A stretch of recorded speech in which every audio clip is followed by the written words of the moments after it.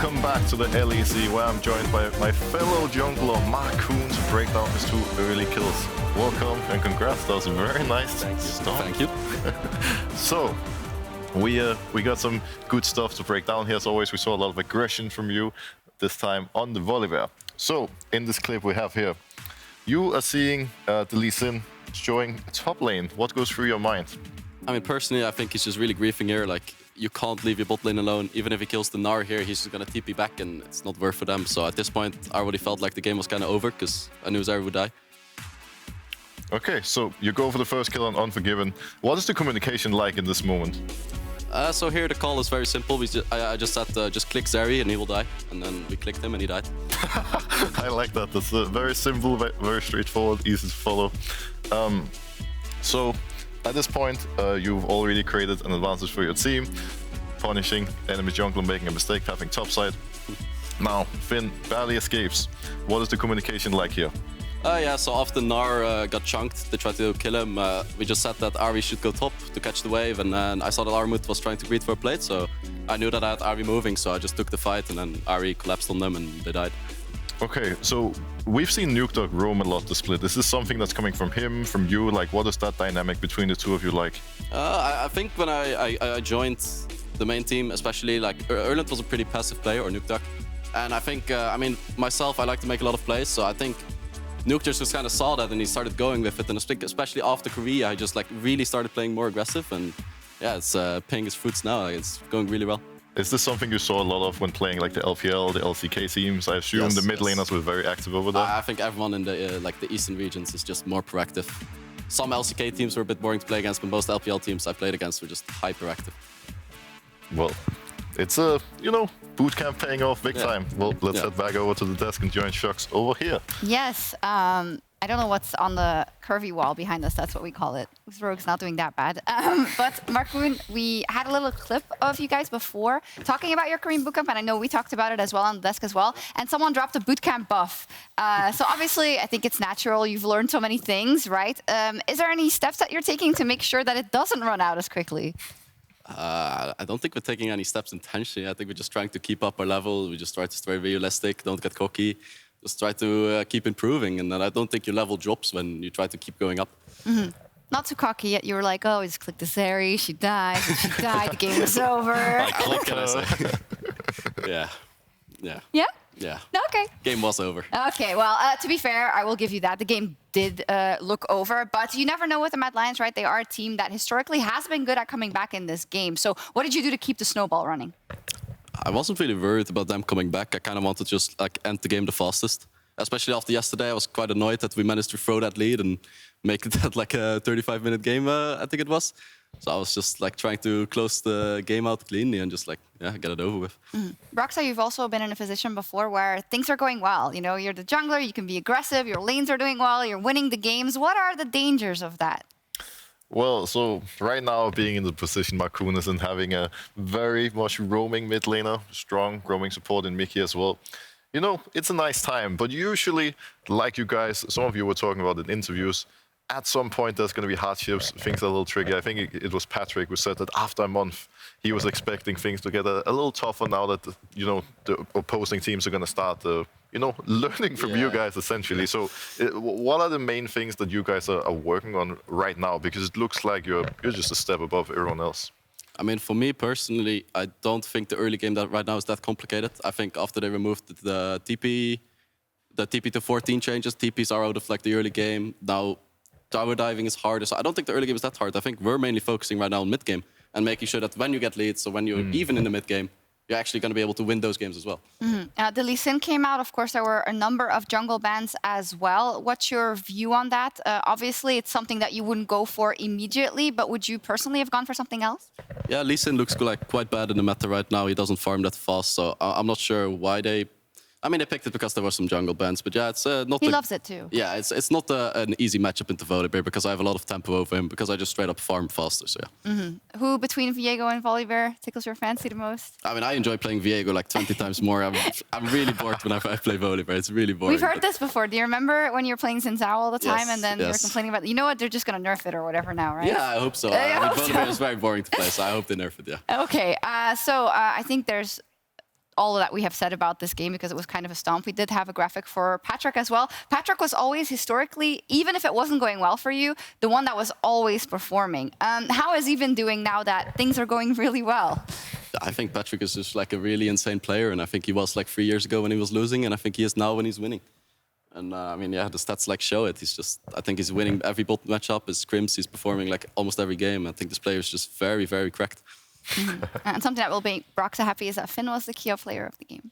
Oh, well, always happy to see Finn doing well, of course. Some personal bias there from our CLG days from last year.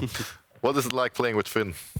I think Finn is a very chill person, like first of all, outside of the game. I mean, it's nice to have a teammate that you can also just like outside the game, relax with, hang out with, like do stuff together. And I think in game, I think he's just a very down-to-earth person. He doesn't like tilt a lot. I think he's pretty rational in how he thinks about the game. And I think he honestly has a very good laning fragment now for European tops, because I think European tops in general are just not very good. And I think I'm kind of happy that I have one that is like actually performing. Yeah, that makes sense. I've seen that commentary a lot as well. Maybe the final question about Nukeduck specifically, because Nukeduck is someone that has been playing literally forever, right? And he's had his ups and his downs. But what surprised us so much, or maybe not surprised, but what was really nice to see is the fact that he's always still willing to learn, right? Take those things that he saw in Korea, making sure that he implements it. What has it been like playing with someone who probably at some points has been stuck in his ways, I want to say, but I don't really see that for Nukeduck. I think Erland is Nukeduck is the most rational player I've ever met. I think this guy, the reason he's done well for 10 years now playing this game is because I think he's very honest in the way he thinks about the game. He looks at everything from every perspective, and he just comes up with his own opinions, which are usually the correct ones. And I think that's also why he's good at adapting to metas and everything. He just looks at it, thinks about it a lot, and then he usually comes up with the right conclusion. Yeah, so he doesn't just mindlessly say, oh, I've seen T1 do this, or I've seen an LPL team do this. I'm actually just going to see if it works for us in this context. Yeah, exactly. Cool. I have one thing I want to bring up. You've praised every teammate except Mickey. Do you have positive words for him as well? Yeah, Mickey is a very nice guy outside the game, you know. I mean, he is playing a lot of Yuumi, so I'm not sure if I can judge his performance right now. Right. His Bard game yesterday was not looking too good. He broke the game. It was so good it broke the game, actually. That's what happened. Mickey has to step it up a little. Mickey has to step it up. Yeah, Rogue versus Astralis is up next before we get to the casters. Markoon, what do you think about this matchup? I think Rogue is just the better team overall, so I predict them to win. Okay, Broxah? Well, I would agree with that. I think Astralis has shown some, positive signs. They've been looking a little better here at the start of the split, but they've also had an easier schedule, you could say. So this is going to be the real test for them. Okay, first real test for Astralis. Let's see what happens. Let's head over to our casters. Thank you very much, Sjokz. Great to hear from Broxah and Markoon on the desk. Of course, I'm Medic. I'm joined by these two louts who have been... Louts. Yeah, louts. You've been messing around a little bit backstage. I'm a little bit worried. Man. We've been You've been hard vibing. Well, listen. We've got a new game. Yeah, you've got a lot of games. I'm a little bit worried. We've been theory crafting to the point at which I'm already losing my voice. But welcome. We are going to be talking about Rogue versus Astralis. Of course, we'll be jumping into Champion Select fairly soon. Expectations are pretty interesting for this one because you would initially think the Rogue are the heavy favorites, but with Astralis's recent performance, they've been looking pretty good. Your voice okay? There was a lot of laughing backstage. I'll be fine. No, I think you're completely right, but I think Broxah said it very well on the desk. It's just strength of schedule, right? If you look at Astralis' last 4 games, they played against BDS, Misfits, SK, and G2. Against G2, of course, they struggled in their first game of the split, but now a Rogue, which looks quite vulnerable, is definitely a good test for them, I think. For sure, and that's what I'm most interested in, because I think that Astralis, individually, they have had some good performances. Vizicsacsi, of course, didn't have the best gangplank yesterday, but I think that we're seeing great performances from Kobbe. Dajor is really stepping up for the team as well. JeongHoon has really been standing out, and I think that if they can have the same type of mid-game that they demonstrated yesterday, then I think that they really can do some damage. But as you rightly said, this will be the first big test for them to see how much of their performance comes from their opposition, or is it from them playing as a team very, very well. And I think Dajor is the person that stands out to me the most. I mean, the only real wins he got last split were on Vex, and he had like these just dive comps with Zanzaro where they just play Vex and Jarvan. But now he's been playing Orianna, Yone, Victor, control mages, and Yone is a good start to the split.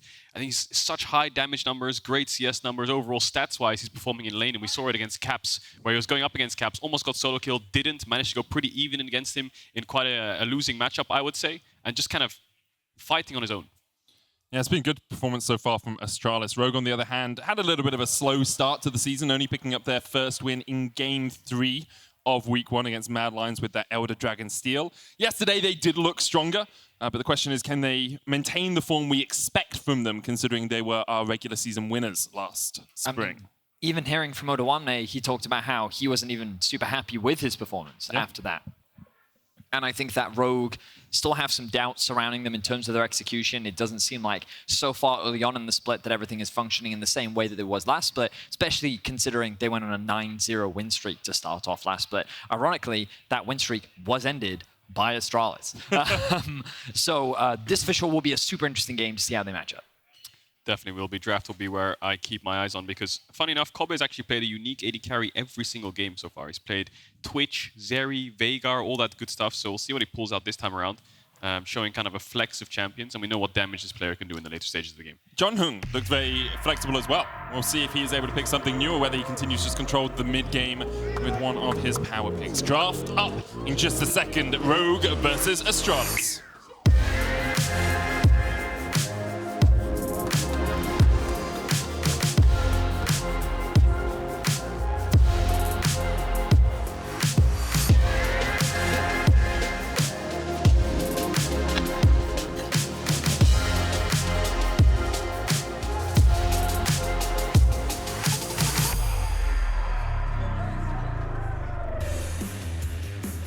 Alright, music brings us up a little bit upbeat for game 3 of the day. Rogue on the blue side have yet to win there in Summer. Obviously only played 1 game there as well, so it's not the largest sample size for them, but does give you a few options when it comes to the ban phase. Yeah, and Rogue have always banned Xerxe every single game. They haven't actually shown they can play it yet, so we'll see if they do so with their blue side first pick. Of course, they'll have the option.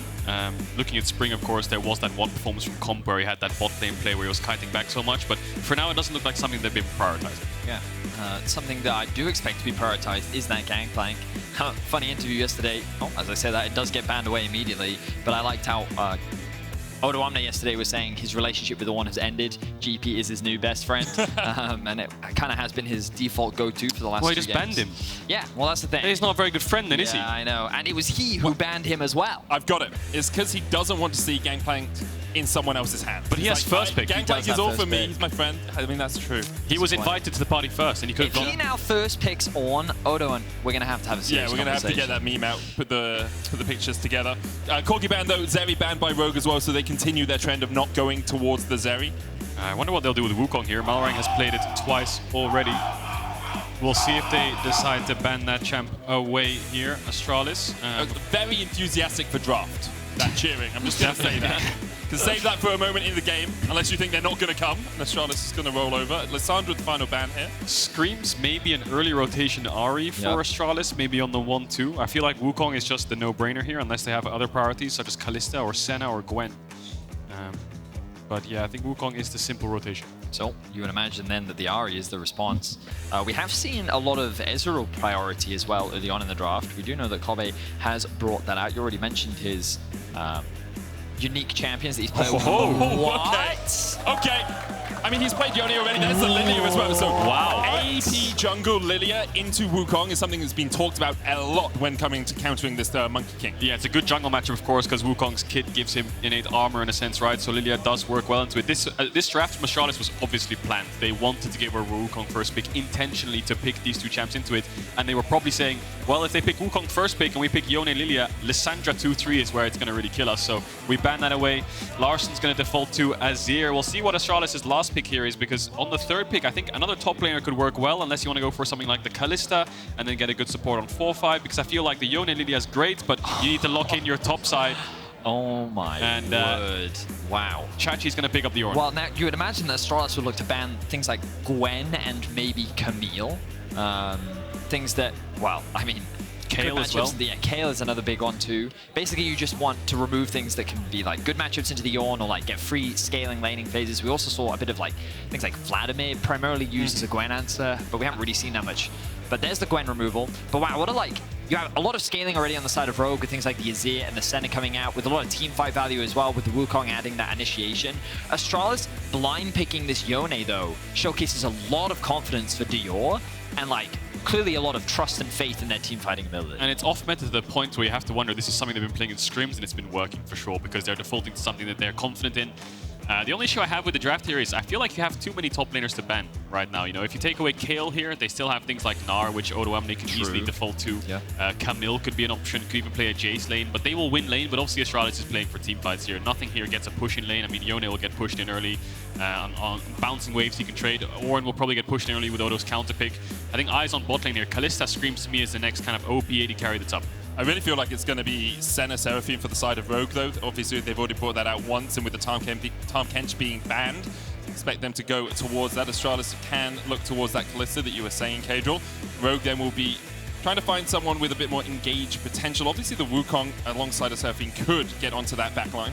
Interesting they banned the Twitch because I feel like it's enabled by things like the Yuumi. Maybe they were scared of some kind of Twitch Lulu. Veigar, Kobbe has played, but I think picking Veigar here, you'll have a bit too much AP. But as I say Still that, the maybe Seraphine. Seraphine taken away. Very smart there, of course. I Wow. mean, just like you said, they've shown Senna Seraphine deny it. And I feel like this Seraphine could go support as well. We've seen JeongHoon play Soraka too. Importantly, we are on 12-11, so the 12-12 Seraphine buff hasn't come in yet, but she is still a very strong champion overall. Yeah, very good spot there, Medic. So now how does Rogue respond? There's the Gnar we expected for Odo, but it's now on Trymbi to say, like, hang on. The coach is kind of saying, do you have a pick into Seraphine? Didn't really expect them to take it away. Do you reckon Trymbi... I mean, I was thinking Pyke, but does Pyke Senna even work? It's not the best. You can just do farming Senna, not the strongest. Fasting Senna I was tends to be thinking where like you want to maybe go. Scion as well. Yeah. Scion could be fine. Could flex the Wukong down towards that bottom lane as well and then pick a different jungler. True. A lot of options. Could pick Senna, Soraka. Fits a similar job. Not as much engage, of course, but a little bit more healing and sustain. The only worry I have is Astralis don't have much poke. They have hard engage, so the Soraka might struggle, but Trymbi's got the confidence on it, so just going to run something very, very similar. Now it's on Astralis. What are they going to pick? Ashe would be fantastic engage. Oh, A lot of immobile characters. And Ashe Seraphine is a good combo too, right? Because you apply the slow, then the Yep. E can also act as a root. You then set it, if you land the second one, it can be a stun and so on and so forth. Like, You could even Ashe support Seraphine farming, True. go Imperial Mandate on the Ashe. Like, I it mean, does Way make too dank. sense You in could terms of Ornn mid and competition. Yone top too. Way too dank, but there's Pyke. okay. So it is... You guys were mocking me for the Ashe support. It's a Pyke support. It is. It is a Pyke support, so it will be Seraphine AD carry. Maybe they feel like Would I love this draft from Astralis. this is a very good teamfight comp, right? One Ornn ult onto anyone, a Yone ult, Lillia, you name it, there's going to be follow-up right behind you. And I feel like if Rogue don't have flash on people like Trymbi on the Soraka, comp on the Senna, it's impossible to walk up for these dragon fights. What I will say is I think a lot of responsibility falls onto the shoulders of Dajor. Because when you look at the damage profile, like, Lillia has good damage over time. Yep. Seraphine has decent damage over time. Whereas Yone is like your primary high damage, hard hitting carry. And you look at Rogue, they have Azir, they have Senna, they have Wukong, three very high damage champions that also scale very well into the late game. So while I think that Astralis have a lot of creativity with their draft, and I think it's a very powerful teamfight comp, I do have concerns about how easy it will actually be for them to get that damage out. I totally agree with you. I think if people are caught in that Yone ultimate, though, the follow-up with the Encore, with the Court of the Forge God, with the Death from Below out of the Pyke, you can burst people down. The question is, will they be able to? We are just remaking the Champion Select. We had another issue where they weren't able to switch over their champions. But let's talk a little bit more about this, because it felt very much like Astralis came in with a premeditated idea of what they wanted to do. They left over the Wukong, they then steal away the Lillia Yone, even with the Seraphine leaving the Senna open. It felt like Astralis kind of read what Rogue wanted to do in this draft. This draft is definitely one of those you had on a Google Doc. You know, sometimes you prep so many drafts and none of them come to fruition whatsoever. You're just playing on a whim, you know, and I think that's exactly what Rogue did. You know, they want to Lillia Yone. Who's going to write that down in a Google Doc and try and figure it out? So they're definitely drafting on the fly and went for comfort, and you can see how they default to comfort, right? Yeah. Senna Azir. Let's play Senna Seraphine. Let's play Azir. Their comp looks a little bit scary. We don't know what they're up to, so let's go to comfort. And then not only do they have a plan, Astralis, but they deny rogues. And what I will say is that when you think of Rogue as a team, for the longest time, I would say that draft flexibility has been one of their biggest issues. When you think about teams that you can throw curveballs against, Rogue has been the team that you can actually kind of pick apart, because they do have this tendency of, they know what they're very good at. Often they will default to what they're very good at, but when you kind of force them to go outside of their comfort zone, their composition, I think, is solid, but it's definitely, I would say, like almost non-Rogue-esque. It's kind of push and pull, you know? You have like Soraka, Azir, Senna with a Wukong Gnar, Yes. right? So you have good range. I think a lot of responsibility, you said, falls onto Dajor. I think a lot of responsibility falls onto Larssen. Who's going to kill the Ornn? Senna's not. Gnar will win his lane, but he's focusing on the backline mostly, looking for, you know, can I get onto the Seraphine and such. It's on Larssen to be that frontline melter. He is playing his most played champion of all time, so he's got a lot of experience on this. Azir does tend to go for that damage over time build rather than something like Ignite Electrocute that you might see in solo queue on an Azir. We'll have to see how Larssen is able to affect this game. Here's what I'll say.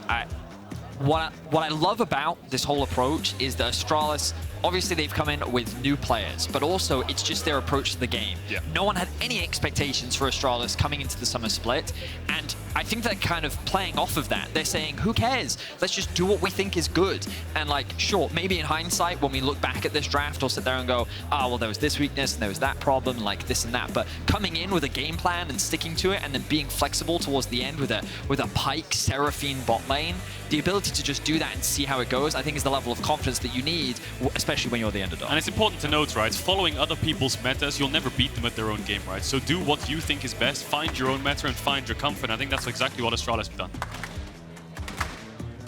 As we get on into the game, the crowd starts to build some anticipation for us.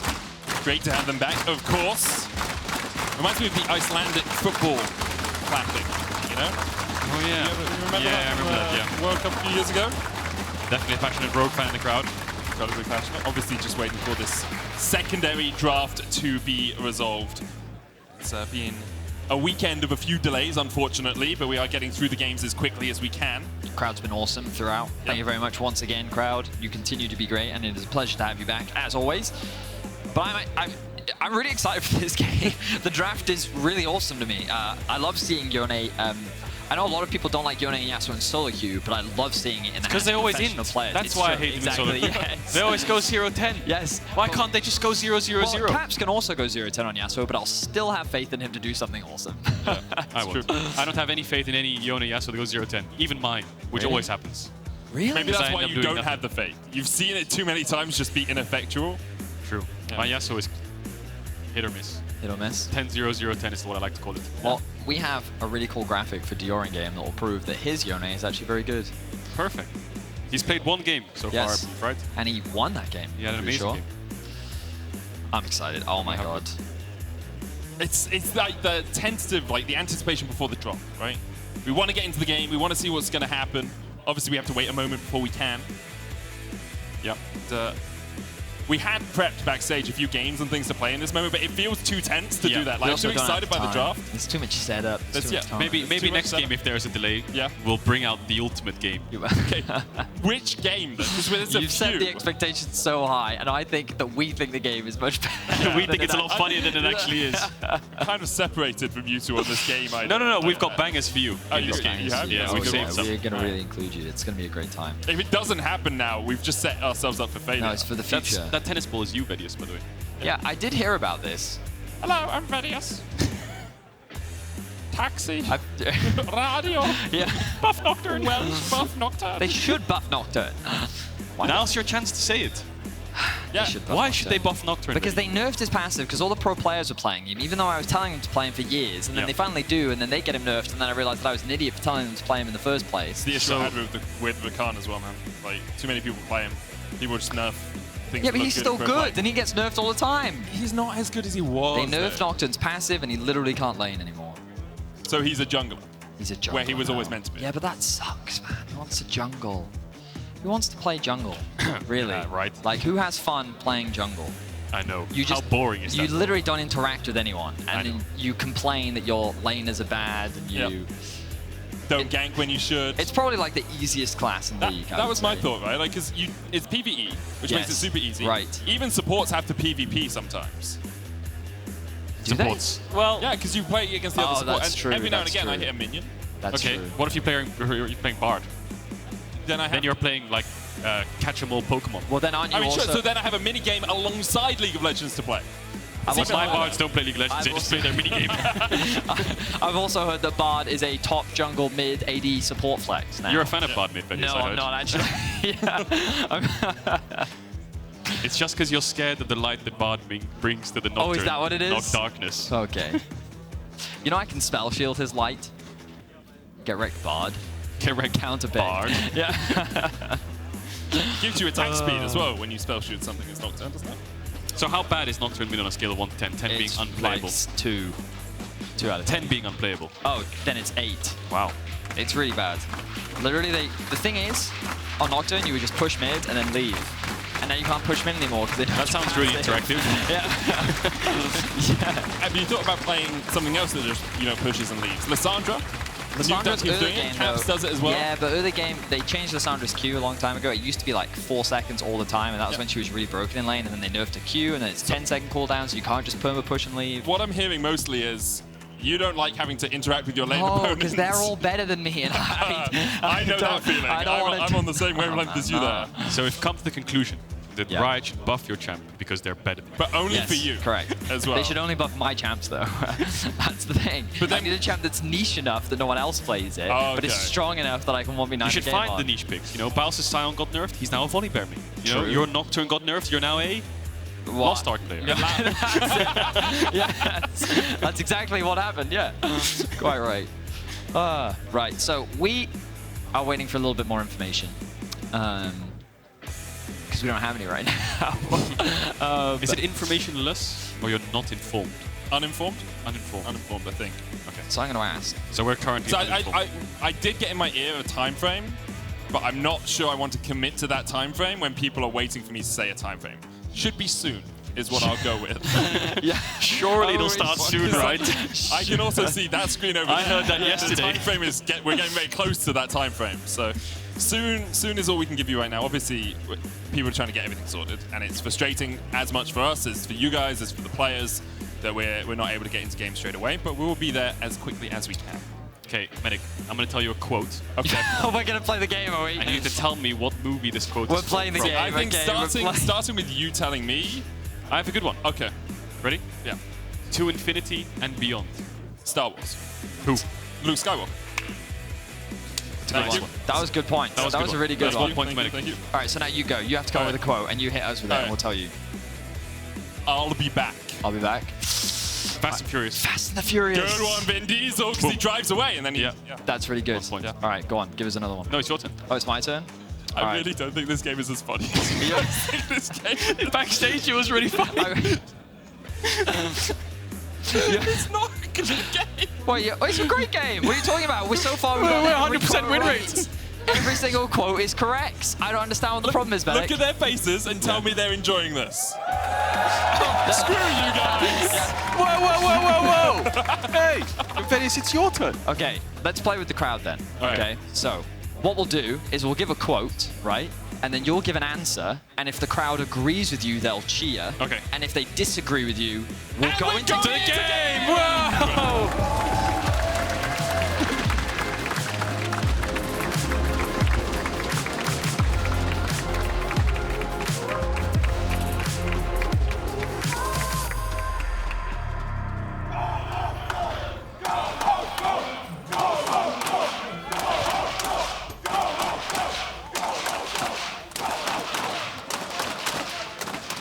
Lots of Rogue fans in the audience, it seems, as JeongHoon's going to step forward. Astralis 5-man group down towards this bottom side. Predator Pyke. It's not something we too commonly see, but it seems to be that's where JeongHoon is looking on this Pyke pick. I was going to bring up the runes, but I realise we're currently using our old overlay, so I are. can't do that. You're like pointing Brit- that out, Medic. I mean, it's important, because could have explored more. I like the Predator Pyke, though, because I feel like Senna, Soraka, Seraphine, that's got to be the least interactive bot lane matchup I've ever thought of. You basically have 3 supports against each other. Trymbi's gone TP. Yeah, So it's like- I feel like maybe now that I've said it, it's going to be like the biggest trading, like fist fight octagon bot lane ever, but 3 supports, 3 of them with heals, and Pyke up passive as well, healing him up. I feel like there's not going to be a lot of action down there. Trymbi also has TP. He does. He's going to be farming on this Soraka. He's gone for the Doran's ring. You know, for some reason in my head, I just assumed that Comp would just play AD carry Senna. Yeah. How foolish of me. Yeah. It's Senna. You can't hit the minions. You definitely can't. They do have good synergy though, Comp and Trymbi. I like the Skinnergy. combination of the golds and the purples there. But Kobbe and JeongHoon should be able to get a little bit of early push here. Kobbe, of course, can get that extra damage down with the Seraphine Q. And Comp just trying to harass JeongHoon as much as he can. Hook comes out, Trymbi dodges it. Nice movement there from Trymbi. Now the exciting trades come in. Banana flies onto Kobbe. So I'm keeping an eye on the jungle pathing right now. We can see Xerxe doing old school Lillia pathing. You're a big Lillia player, right?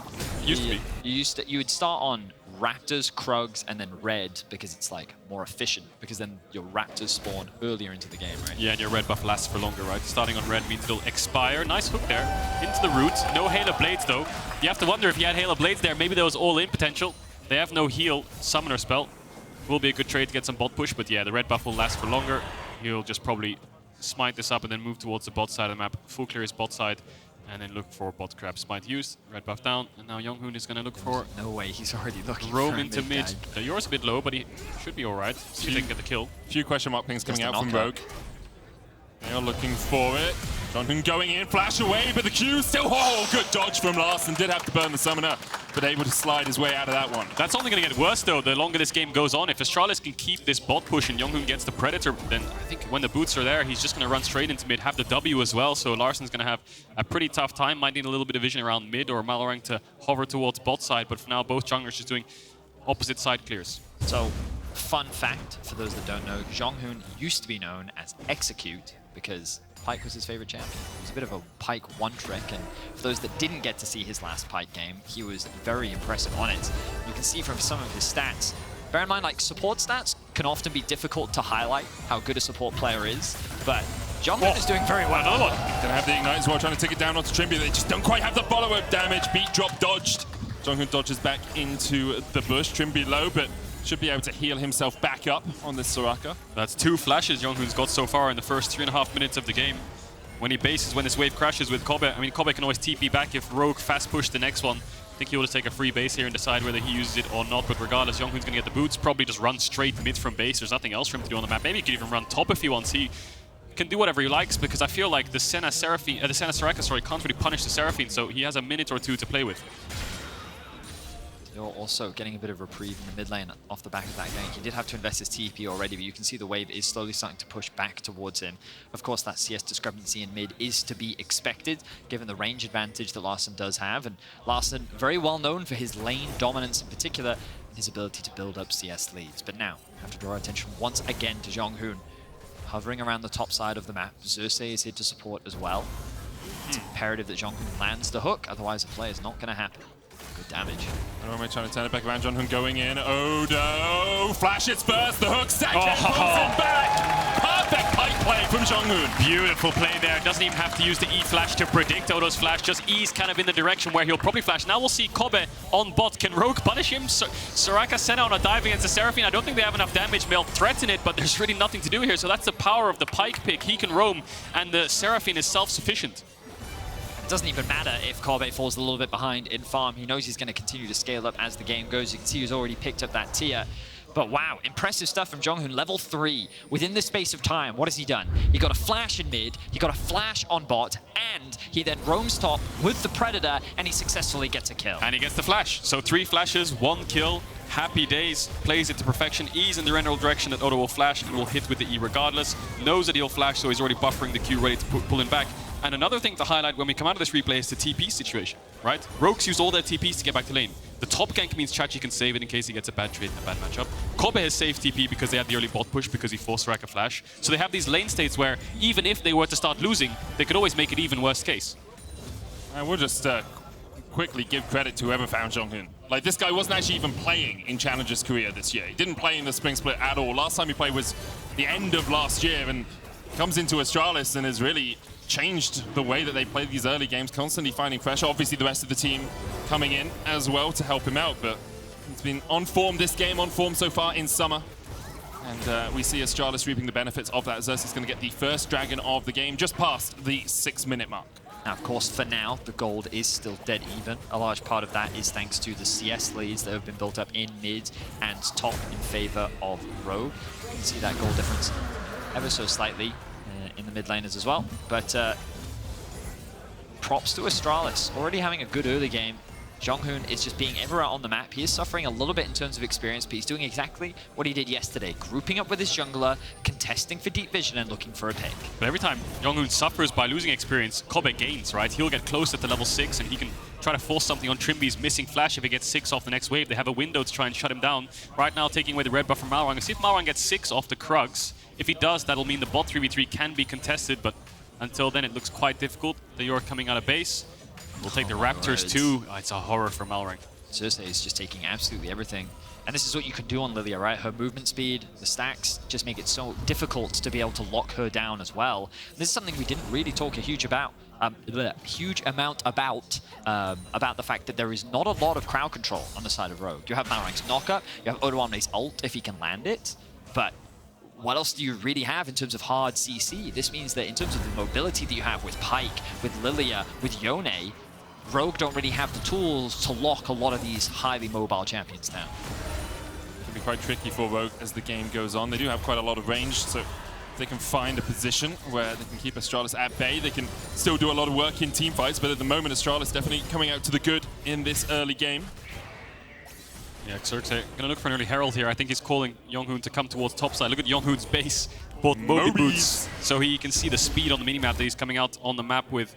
I mean, they can't really match this Rogue. They have no TP either. I mean, if they get mid-push, that Herald's gone. Dragon's gone. They're getting crabs as well, taking away camp. So Rogue are slowly bleeding. I think this is a point where Malrang could look to just force the fight, but of course you're at a numbers disadvantage.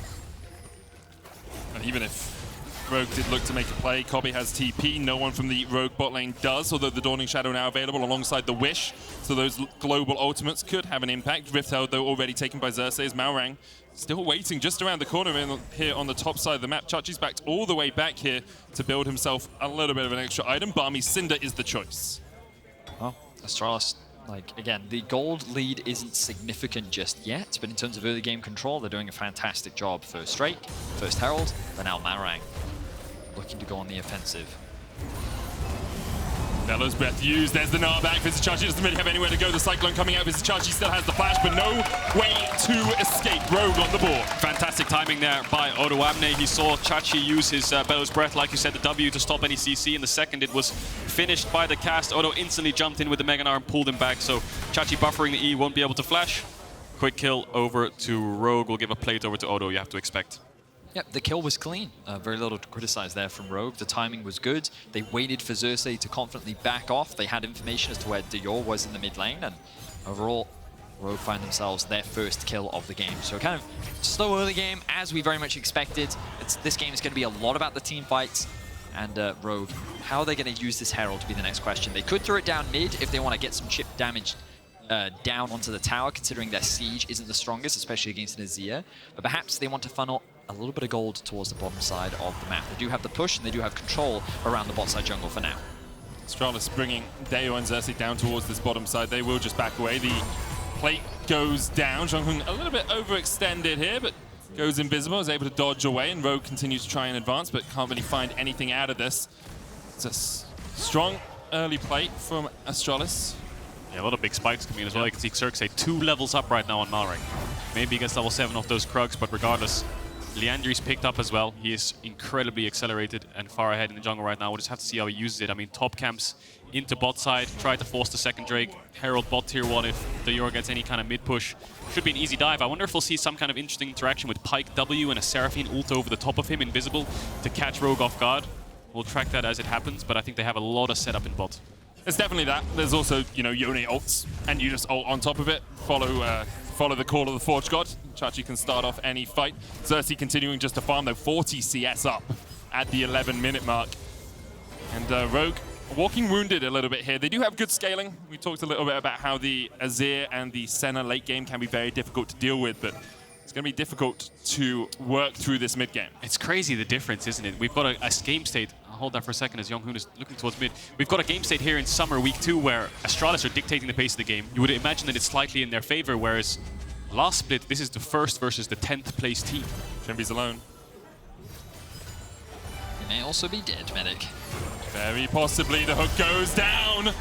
Encore comes out, losing Lullaby used as well, but the Wish used by Trymbi in time means that Astralis aren't able to find anything more. Trymbi with a good survive there, flashing away. Yeah, look at the bottom left of your screen. Look at JeongHoon's experience bar so close to level 6. If he had that, maybe he could full commit and execute Trymbi, but now Dajor. Good knockback by Larssen. Dodges in front of Dajor. Malrang going with the Cyclone to still chase this forward, and Rogue get their second kill of the game. So Larssen has to invest his flash, but they do successfully find a kill.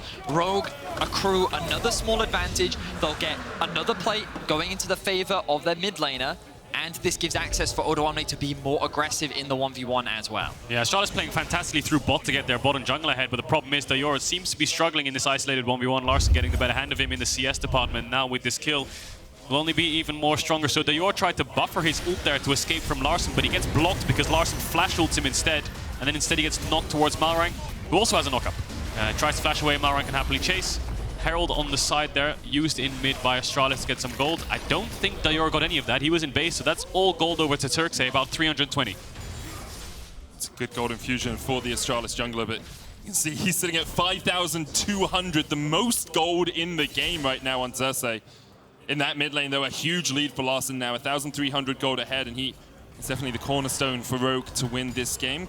Only won their last two, obviously lost to G2 and Fnatic in week 1, but started to return to their regular season winning ways. JeongHoon has been refreshing these bot side wards for God knows how long. They've had this kind of vision in their bot side jungle for at least the last 5-6 minutes. So they have this insane push, and of course they've netted themselves 2 Drakes with it. But now with Larssen coming out of base with Leandri, he's going to start to pressure mid very hard. And you can see what Rogue's idea here is. We need to get some vision for Larssen so he can play aggressive. Larssen, again, a very consistent laner, always has been. I believe he was ranked 3rd in our All-Pro last season, but that ranking was very contested between our top 3 in VTO, Humanoid and Larssen. Again, I think our mid pool continues to expand. Dajor has already had a phenomenal start to the split. Larssen continues to do the same. Like, we look statistically, and Dajor, considering his position and how young of a player he actually is, remember that he only started playing in the LEC at the beginning of this year. So we see an ultimate thrown up towards top lane. He only started playing competitive last year as well, I believe. So his career is quite short to be in such a fantastic position. And up against Rogue here, he's struggling a bit, but Malrang's going to find Xerxe. Gonna put the Cyclone down. Xerxe trying to get away from this one. Brings Malrang across the wall, looting Lullaby use as well. Dawning Shadow comes out. One asleep, but Larssen here, the first to react. Dajor trying to get across the wall as well. Vizicsacsi trying to trade. It's 2. Kobbe goes in. Oh, Kobbe can't. Do they want more? Up towards the top side. Kobbe able to react. Dajor takes 1. Malrang trying to dodge away. Odoamne retreating as well, but here comes JeongHoon. The death Mallow X could mark the spot. B drop. Oh, the stun. Oh my god. Oh, that was actually disgusting from JeongHoon. What? Execute by name, execute by nature. That was unbelievably well played by JeongHoon. How? That was incredible. That was good. He gets the ult good. and then flashes to the side. The distance he traveled from his E initially to get that stun and then hook Odo, of course, who had no flash. So I seals the believe deal. He did E into ult into to flash. flash, yeah. All right, so let's have a look at this initial play. So Malrang goes over the wall. In terms of the isolated 1v1, you can see that he's easily able to get the better of Xerxe. And with the assistance of the Senna ultimate, things are looking great. But the TP is coming in from Kobbe, and Dajor is over the wall. Chachi's buying time. A big ultimate from Dajor into a big ultimate from Kobbe means that they're able to get themselves an initial pick. Then the arrival of JeongHoon. So let's watch him on the minimap here. He's running up. I believe he has the Predator active. Gonna pop the E, ult, and then flash to the side to redirect the stun. Then gets the pull hook. Odo, waits for the execute, and down he comes. And the thing with Beautiful. that is, that's a known Pyke mechanic. Like, Pyke one-tricks can do that mechanic, Yeah. but the presence of mind to do it with that perfect timing, with that inch of gap he had to catch Odoamne with the E reposition, just superb stuff from JeongHoon. And now look at the gold. 3K in favor of Astralis, 15 minutes in. You were talking about, when we think about last split, this was 1st versus 10th. When we think about last split, Rogue was a team that dominated in the early game. A lot of it was Malrang finding a lot of successful ganks and their laners just kind of outclassing a lot of their opposition. Right now, we see Astralis with their fantastic jungle support synergy dominating the early games, finding advantages across the board, and now find themselves with a 3K gold lead against Rogue. Bot tier 1 is going to fall in favor of Astralis. Rogue will get this Herald, so they can trade back on this top tier 1 if they want to. Dragging up in 40 seconds. Will be a Cloud Soul, not the greatest of souls, of course, for Astralis, but definitely something to play for. Here comes the trade. Looks like they'll be able to save the Herald, so that'll be quite good, because of course they can use it later on in mid. And just looking at the builds here, Kobbe's gone for the Moonstone, definitely going full support here for his team. Yeah, Chemtech Putrefier will be up next there for Kobbe. He knows they've got AP damage for days out of Xerxe in these fights. Obviously a little bit more tick damage, but you don't really need the Seraphine to be full DPS in a game like this, especially since you've got JeongHoon there popping off as well. Already has a Serrated Duck and that longsword. I wonder if he'll go Duskblade or Umbral Glaive first. I expect Umbral Glaive pro play makes a little bit more sense to get that vision control, but Duskblade does give you a lot. I think it's one of those things where if you're extremely fed, just go for the the Duskblade, go for the Mythic straight away. But if you're kind of even or you don't have the gold for it, Umbral Glaive is always the best item, and it's probably the best for the vision game, right? And that's exactly what you're playing. So best pickup, I'd say. Oh my god, and we're getting a Cloud Soul with Pyke, Lillia.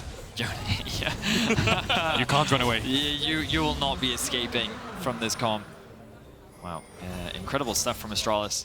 And I think that the main talking point that we've had was they've had a good schedule. They've been playing against the bottom end teams. This is going to be the first test. And of course, Rogue have been struggling, but you can't deny what you're seeing right now. That you talked about the vision control. We've been consistently seeing this from them. The way in which they manage vision around the bot side jungle and the way in which the jungle support synergy works from Astralis continues to be incredible. What's JeongHoon? He's got 3 wards in his inventory and he owns the bot side jungle. He's just going to light it up again. It's been around 10 minutes of full bot side vision for Astralis, and they've been playing around it as much as possible, whether it's taking away camps, threatening bot dives, using their bot push into Drakes. And that's what's been kind of keeping them alive. Rogue have tried to find their prio through solo lanes. Malrang focusing mid-top. And as much as they got them at top tier 1, Astralis winning that top 5 is obviously swayed in their favor. Larssen still extremely strong, still a level up, will be a threat to be reckoned with in the late game. So I think it's worth highlighting as well, even though Rogue immediately come in and clear out this jungle vision, the problem is they have to invest their clear into the jungle, which means that they never gain access into the river. That bot river has solely belonged to Astralis pretty much this whole game. And now we see Rogue entering in, but all they're doing is clearing out bits of vision. And then Astralis are immediately, the second they come back out onto the map, going to take control once again. Oh, he's hunting. He's behind Rogue. We'll take their pink, of course, with the Umbral Glaive. He's just going to do it in their face. Has Moby boots as well, so has a lot of move speed. There are pinks. Look at the ward. Look at the deep ward down south.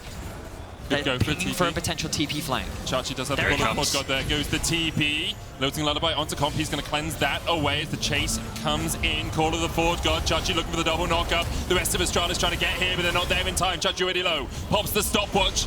Dale over the wall in the Dragon Pit right now, but Astralis just a little too greedy, and Rogue are willing to take that kill. Feels a little bit too deep there from Astralis. They're kind of reaching for that play a bit too much, especially when you consider the objectives on the map. Let's say you get a kill or 2 there. What are you actually achieving? There's no dragon, there's nothing to play for. You already have bot side vision, and you're asking your team to face check into Odoamne's Mega Gnar to actually follow up on that Ornn. So it looked good with the double knockup, but not enough follow-up. Yeah, I think the idea was good. The execution just couldn't really happen in practice. And I do respect Astralis being proactive like that. And again, you looked at the state and the situation, you think, oh, this looks like a really good collapse. But in reality, Rogue had so much space and time to actually disengage, reposition, and then actually collapse on the flank that it ended up falling short for Astralis. So definitely some things still to work out for Astralis, and Rogue definitely still in this game. This is the point of the game where I think JeongHoon just did exactly what Rogue needed to do. Astralis needed to do, sorry. They need to transfer their bot side vision to top. You can see all the bot wards have disappeared, now they've shifted toward top wards. Why do they do that? Well, top tier 1 is up, it's their only real objective to play for,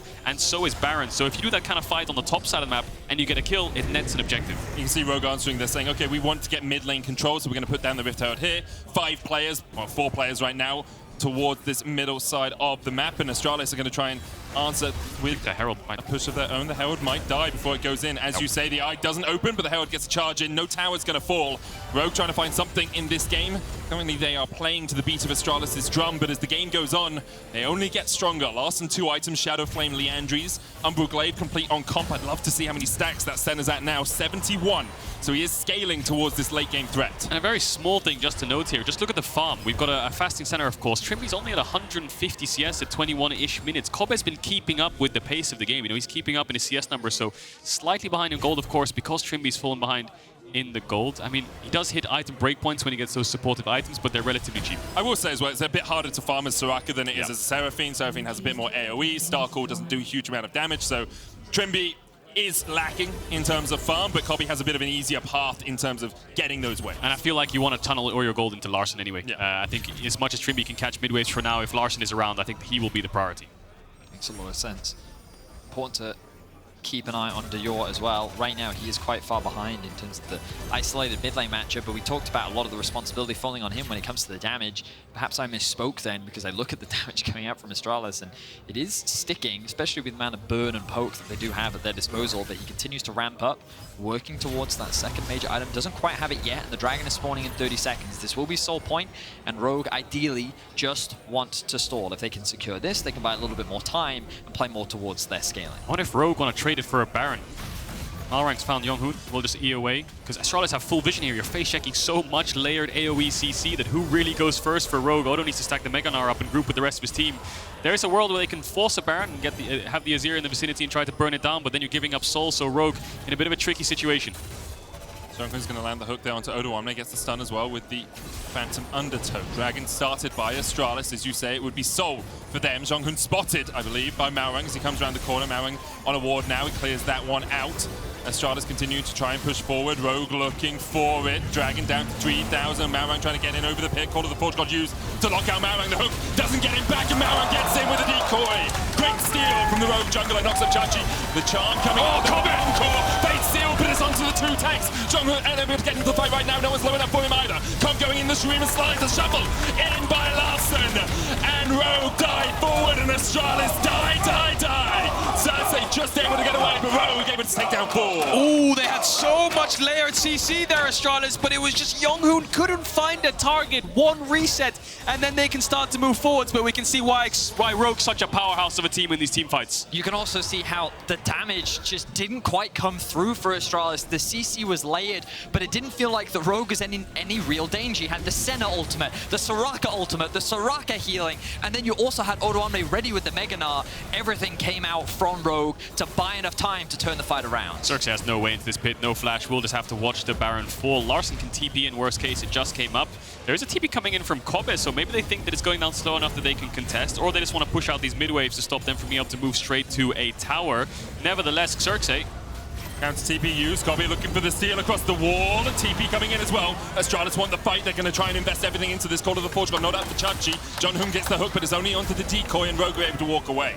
Wow, 2 TPs invested to try and find a contest. Feels like as Astralis, you want to force something, but Odoamne just snuck away the top wave too, so there's no tower to play for. Hook onto Malrang. Once again, decoys away, and Malrang will be able to escape. So Rogue rather are able to just disengage with the Baron, and they find themselves finally with the gold lead. But let's have a look back at this fight. So the whole game plan is to try and keep Malrang away. They use the ultimate to try and keep him CC'd up, but then he secures the steal. Astralis then commit to the fight because of this CC chain that comes through. The ultimate from Kobbe into the ultimate from Dajor, but we have to go back into the live action. Dajor going in with the fate sealed once again. They're looking for Malrang. JeongHoon does have the death in below, but Malrang's able to escape for the moment. Bone skewer wide. Astralis backing away. Yeah, the Senna Seraphine in that, the Senna Soraka, sorry, in that fight, just dishing out so much healing, like you said, Vedius. Astralis couldn't even find a single target to kill, and the problem that they had there was because Kobbe is building supportive items. The fact that he landed a 3-man ult, great. The damage it did, 0. Yeah. Dajor instantly went in, and as soon as his ult landed, he stopwatched. You know, he stopwatched the Mega Gnar ult, which I guess you kind of have to do in that situation, otherwise you're going to die. But yeah, the damage just was not there. Because you think about consistent DPS, and it's so much easier for Larssen to deal it than it is for Dajor. The fact that he has so much safety as well, not only because of his range, but because he also has the ultimate to disengage. And then you also have the Senna and the Soraka. There are just so many scaling tools on the side of Rogue that they sit there and say, you know what, it doesn't matter how the fight starts. We know that in a contest of durability, in a war of attrition, we're going to come out on top. And Astralis now have lost control of this game. Rogue in command for the first time, it feels, throughout the 25 minutes that we have had. They are looking for a bit of damage onto Odoamne, but he's building up towards that Mega Gnar. Rogue pushing in 2 lanes, mid and bot. Malrang, Comp, and Trymbi just rotating between the two as there's no wave down towards that bottom side. Rogue will continue to look to put some pressure down. Floating Lullaby is available for Xerxe. JeongHoon's going to get a hook. Malrang going in again with the decoy, perfectly placed by him to escape. Odo will go back to bot wave, and he'll start hitting the tier 2, so Astralis kind of getting pulled around mid and bot right now. Both towers slowly falling. I think Rogue should be able to pick them up unless Astralis pulls the trigger and engages. Odo, no flash, has to be careful here. Astralis looking for the pick. JeongHoon looking for the hook. It's going to land onto Odoamne. Chachi caught out by Malrang. Bellows Breath used. Mid lane tower does fall. Ping's going out as Trymbi's going to try and escort that wave forward. The cannon minion will do a bit of work. Obviously, Baron buffed up, and it feels like we have come past Rogue time and moved into the time in which Rogue commands the game. Second tier 2 of this push going to go down. That'll be that. I think Rogue's just going to base here. They have a top wave to play on, but they're just on the opposite side of the map right now. And better to base, spend the gold. Good scaling as well. Wait for Larssen's next item breakpoint. Rabadon's just picked up, so needless to Rabadon's. So much of a spike right there. He can pick up blue buff, and then they can set up for the next Drake. Yeah, it's a game now where it's really Rogues to lose. Larssen is in such an incredible position on this Azir. Not only is it a comfort champion for him, but you can see 277 CS in 26 minutes. He's level 16. He has the support of both a Senna and a Soraka. If they can't kill Larssen, they won't kill Rogue. 13,000 gold. He's quite a wealthy man. No one else has more than 10,000. Definitely a lot of gold, and it's all on Larssen, as we talked about in draft, right? A lot of responsibility on him, but a lot of gold funneled to him as well. And just looking at the positioning of the map right now, Astralis aren't going to fight Drake. So they could get themselves a top tier 1, but look where Rogue's positioning. They know that the Dragon's free, so Odo could solo it with TP, just push out the waves. And do you want to stop them from taking this tier 1? Looks like Rogue don't. They don't feel confident enough, right? It's a soul, you don't want to give this up. Maybe Dajor TP's down if you send 2 members up there, and then you're in a little bit of a weird situation. So they're just going to secure this Drake. Astralis smartly going to cross map. They don't feel strong enough just yet. I think Dajor's waiting for that next item. Let's see if he can get there. Currently still only sitting on that immortal shield bow. Quite far behind, obviously played the Ruin King. An option on the Yone. That looks to be where he is going, and with a bit of gold from that tower, maybe it will be enough. Trymbi, zoom. Oh, okay. That's a misclick. That is a miss. Happens. Looking for the sweeper. Odoamne here. Good chase forward. Goes in, jumps forward with Mega Gnar. Now Gnar into the wall is an option for him. The rest of Astralis trying to retreat. The house comes down, flash forward, Gnar back, double TP immediately from Astralis. Odoamne going deep here. JeongHoon going to join the fight. Dawning Shadow in. Dale dives forward, but already he's taken out by Larssen. The loading lullaby is only going to find 2, and Astralis don't have the damage to chase this up any further. All right, Look where Malrang is coming out of the jungle. A looming spectre in the faces of Astralis. Gets the double knockup with a double cyclone, and he continues to chase forward. Xerxe looking for a little bit more as Malrang pops the stopwatch. Call to the forge got used by Chachi in the wrong direction. Charm goes on the heals. But where's the rest of the damage? Heal coming out. Death from below used on the clone, and now that's reset. No option for JeongHoon to get back in. Odo pulled into the tower, but he gets his second Mega Gnar. The heals of the fight, and you just can't kill him. Rogue refused to die as they face Astralis in the top lane. You can see the durability patch once again as Odoamne starts the fight with his Mega Gnar and ends the fight with his Mega Gnar. All 5 members are alive, and they're looking to break into the base of Astralis. Dajor is respawning now. JeongHoon is behind them. Looks like Trymbi needs to base and TP back. Will JeongHoon let him? I think he's just going to cancel the recall for now. There's the hook. Doesn't have death from below. Keeps Trymbi around. Keeps him in the fight. Chachi going forward. JeongHoon still looking for more here. So no death from below for him. Third of its cooldown left. Baron up in 20 seconds. Rogue need to get the hell out of here. Get a base off, go back towards the Baron and try to re-establish their vision line and try to reforce his JeongHoon, just trying to be a nuisance as much as possible, trying to slow them down. Comp's going to collapse on him. He gets out of this. You can just W back the other direction. That's exactly what he's going to do. Sneaky, sneaky, but he's going to get spotted by the pink, so now he's got no flash. He has access to 1E. W will be off cooldown soon. He has 1 pink ward to see where Rogue is and try to dodge his way around it. Sweeper sees him as well, so now he's in a dangerous situation. Goes down, tries to get away from Trymbi. Can just dash across this wall, but Larssen's going to be waiting for him. Dash forward into He's dead. the base. And yeah, you say he's dead, and he is. That'll be a free Baron for Rogue. Astralis will try to contest, but you're facing a Baron and a 5-stacked Rogue, and you have no flash on the Lillia, so it's going to be really hard to get into the pits for the first place. Dajor's basing right now. I'll see if he TP's back in.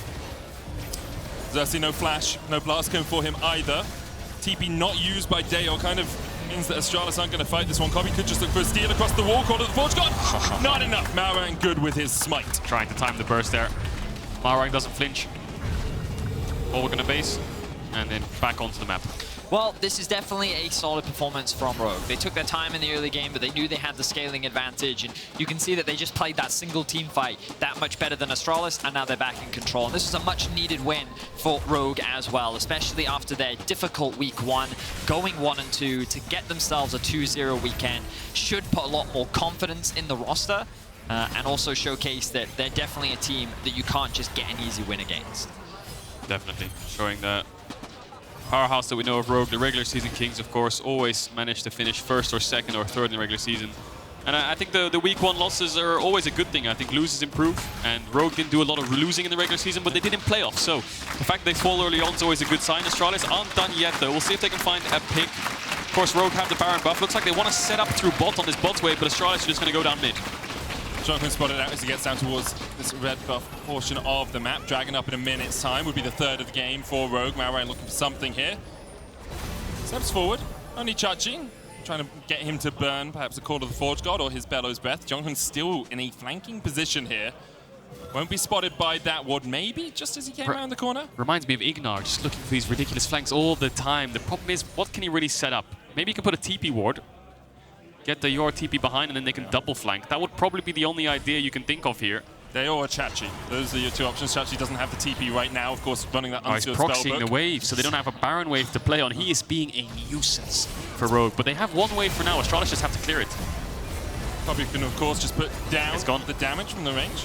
Comp chunked out a little bit, healed up with the Moonstone. JeongHoon sacrificing his HP for the wave, but Malrang and Rogue do still have a wave in that mid lane. Xerxe trying to put some damage down across the wall. Rogue advancing. Astralis know they're at a numbers disadvantage right now. Odoamne looking for that Gnar into the wall, but the damage is coming in. Call of the Forge God used. Equinox, meaning Chachi had to do that from a little bit further back than he would have liked. JeongHoon trying to come in for the flank as well, but now Rogue still able to crack through that inhibitor in the mid lane. They go up towards top, no tower there. This will be two inhibitors off this push. The base continues to crumble for Astralis. Rogue going to take their time. TP going to come through from Larssen to move into the bot lane. Now, though, no, he's gone into the clone. There's the knock-up as well as they look to Ornn invest here. The charm goes out, but Odo with a good stopwatch. Redemption used as Odo will come out of the golden. So a little bit of a healing blanket there from the Rogue team. Astralis have no damage. That was 3 ultimates already gone now. There's 2 left. JeongHoon and Dajor, what can they set up with? If they lose this inhibitor, the game is practically over. Odoamne is going to get mega. They really want to force this. Waves coming in. Sure. But Odo tanked like 5 tower shots there and gained health across the course of that transaction. Malrang flashing forward with the Cyclone. There's a bonk. Just able to escape, survives, but they just can't kill Malrang off. Thorn and Shadow just wide. The shield's coming out as well from Kobbe. Death from below, dodged by Malrang. The inhibitor tower down towards the bottom side. He's going to fall and Rogue continues to push forward. The healing is absurd, and Rogue are unkillable. Astralis had a strong early game, but Rogue bided their time, and in the end, you just can't kill the medics. Trymbi and Comp too strong for the Astralis to do any work really here. And Rogue looking for their 3rd win in a row. The early game definitely looked good from Astralis. They showed some good stuff, but the team fighting was just too strong from Rogue. Slowly but surely, they will be whittling down these Nexus towers and going on a 2-0 week 2. Call of the Forge God comes down once again. Chachi flashes away. JeongHoon looking to proxy all the waves, but there's already minions at your base and there's no towers to stop them taking down your Nexus. The charm hits onto Larssen and he gains health through that as well. Kobbe, you may be a support Seraphine, but you're not meant to be supporting the enemy team as you try and put the damage in, but you just don't have it. No death from below for JeongHoon. Dodged away from the Bone Skewer there as well. No one is dead. Damage, mod check. Where's the damage? Guys! They're going to keep chasing. Comp's full HP again! What the hell? I thought the game was going to end there, I will be honest. Go on, Chachi, Maybe burn Odo them can to death. TP and backdoor if they overchase, but no, he's going to go towards Dragon. And Rogue just going to play by the book. 3 inhibs, check. Base, Nexus, soon to be Take no damage because you heal it all up immediately. You know, Check. I was thinking, right, so I was thinking more about this comp. If Astralis had gone Diana Yasuo instead of Lillia Yone. They're going to lose Soul. This could be the game-changing moment. Yeah, I don't think it as will be. Astralis secure the Cloud Soul. They got a bounty. That's massive. Ooh. Can we look at their base? I want to see how many creeps there are because 3 inhibits down. There's no way you're going to use that argument right now. I just got donut walled by the They're observers. going to get gold and XP from all of these super minions pushing in, guys. No, Scaling. Comeback of the century. 1,000 creep score. They're only 6,000 gold behind, Vedi. A Cloud Soul is worth about 5,000 gold of You guys are items. huffing some copium right now. Surely they win the game, right, Rogue? Surely. So Astralis, last line of defense. They have to engage sooner rather than later because these minions are only going to get worse. Clearing out the minions. Moonstone upgraded.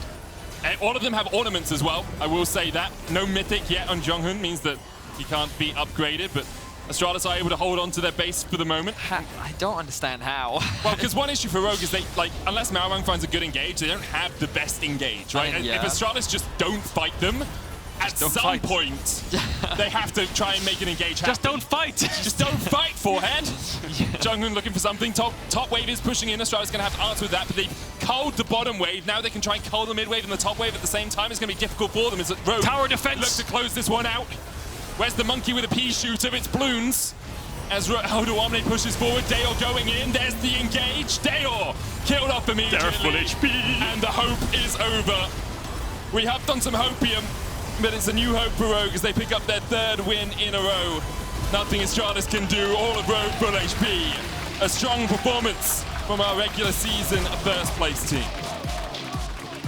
I really liked the early game from Astralis. I think we saw some really great stuff from JeongHoon, but ultimately it came down to that single dragon fight. The 4th dragon fight where Rogue was able to steal away the Drake and win out in the 5v5. Rogue's comp instantly came online. The scaling was in full effect, and there was nothing that Astralis could do. They just did not have the damage. And we did talk about that in draft, how Yone wasn't probably going to be enough. And we kind of saw it play out in the team. I guess it's a mixture of not having the damage, but also that Soraka pick. We can see why it was picked towards the mid to late game, right? So much healing from Trymbi.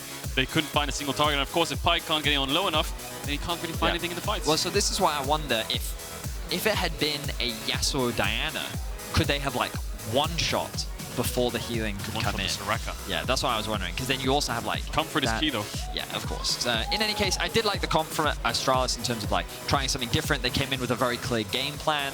Rogue was able to adapt in terms of the draft, and they were able to come out on top. So a big weekend for Rogue, 2-0, and bouncing back after what was a difficult week 1. Yeah, big bounce back, as you say. Your key player of the game votes at LEC on Twitter are Malrang, Larssen, and Comp. Yeah, I think a lot of the weight of the mid game was on Larssen's shoulders. For sure. You know, you saw how much gold was funneled into him, so definitely he was fine nominee. He was their pressure point, their lane prio, something to play through towards mid. And yeah, a lot of the resources went to him, a lot of damage probably went to him as well. And Trymbi was just keeping him alive as long as possible. Odoamne and Malrang were kind of the disruptors, so Larssen could find room to fight. Yeah, I think that Larssen overall had a very solid game, and kind of what we expect from him during the regular season as well. You give him a winning matchup and he will win it. He is very reliable in his laning stats, and or rather laning phase, and they put the eggs in the Larssen basket, they gave him a comfort pick, and he was able to deliver on both fronts. So big game once again from Rogue, and we'll see if they can continue this momentum as they move towards week 3. Yeah, I mean, first Charlotte again. There's a lot of things that you can look at very positively from the start of the summer season. What I'll tell you is that now games like Astralis Vitality become really big because Astralis continue to demonstrate good stuff, creative drafts, and they're constantly showing rapid growth. Better than the bottom right now. Right, that's the thing. And so the question is now you look at like those 6, 7, 5 spots and teams contesting for them, and that's really where you now look at Astralis. How can they? Our top 7 is hot because of Astralis right now. You know, Rogue was 7th coming into week 2, you know, and then Astralis was tied 2nd, I believe, or something like this. So the top 7 is a fist fight. It definitely is. Now we're going to hand it over to Laure, who's standing by with a player from Rogue. A player from Rogue, indeed. Thank you, monsieur. Thank you, Comp, for joining me after this game. My pleasure. Congrats on a week here for Rogue. Is there anything that changed after the first 2 games you had to come up with better results this week? Yeah, so basically after the disaster that happened in week 1, like the first 2 games, especially the G2 game, because in a way I feel like we were the ones that lost the Fnatic game when we threw on blue buff and they just took Nash and ended the game. But the G2 game we just got stomped kinda. So after that night, like after the game, we just gathered up and we had a team talk. And we just discussed like what we thought was going wrong and why we started like this. And I think it was actually pretty useful coming into even like tomorrow's next game when we're playing Mud. So yeah, I mean, it's always really nice when people can just be open about anything, even if it's bad stuff, let's say. It can be anything. Like as long as we are honest, I feel like it's so much easier to improve, you know? Was it difficult for you guys to be honest with each other before that? Because when I think of Rogue, the team that reached final last split, for me it's hard to have this understanding. No, we were not. Even in spring, we're like really, really fine, right? It's just, we just started kind of bad and we just felt like we should address some stuff. And it was like, it was honestly really nice, right? Because everyone just took it as he should. And yeah, it's always nice to be taking critics and not be like too feeling bad about it or something. Yeah, and it's just 2 games, right? And it feels like you guys are back on top. Although this game versus Astralis was really interesting, and when I talked to Odo about it last night, he also told me that they shouldn't be underestimated. What did you think about their approach here, and especially the draft that they chose against you? Well, to be honest, I feel like Astralis are way more flexible the way they drafted. Even in week 1, if I'm not mistaken, they played Veigar, right, into Senna. So we expected them to play some random set into Senna, right, if we picked it. So we were ready for it. But what they did today was kind of smart. They denied us the Senna, the Seraphine, which we played yesterday. So yeah, it was pretty interesting. I feel like if I would change something for today's game, it's probably like I would probably ban Pyke, because this guy was just so annoying with it. He'd played Predator and he was just everywhere on the map, right? So it was kind of hard for my mid lane and top lane to play the game, early game. Any more that you can say about Astralis support, JeongHoon? Because everyone was talking about him on social media, and his Pyke especially. He's been popping off so far in the ADC. I actually don't know much about the guy, so I don't want to like just say random stuff. But from what he's shown in the first 5 games or 6 games of the LEC, he looks pretty promising, right? And yeah. It's cool to play against him, I guess. Another strong support to add to the list in Europe. Last question, though, about the bot lane. As you mentioned, you can play some weird stuff bot lane right now. What do you make of the meta, and what do you think about it? Wait, sorry, I didn't hear Bot lane meta, what do you think bot about lane it? meta? So, I mean, I feel like top tier are for sure the picks that get banned every time, like Lucian, Kalista, and Xerxe. But I'm actually like, I think people start to realize that not every team and every player can play those champs at the top level. So that's why we see oftenly those champs being open also, right? Yeah. But yeah, that's what I would say like as the top tier picks. But after that, it's honestly very, very flexible. What you can play, you can go from like Twitch to Senna to even some random stuff like Kobbe did this game with the Seraphine bot lane. Yeah, you can have a lot of fun on the bot lane right now, it feels. And it feels good to have the game like this. But thank you so much for the interview. Congrats on this week. And as you see, these guys are getting ready behind me. We're going to take a break now, and we'll be back in just a couple minutes for BDS Fnatic. Stay tuned.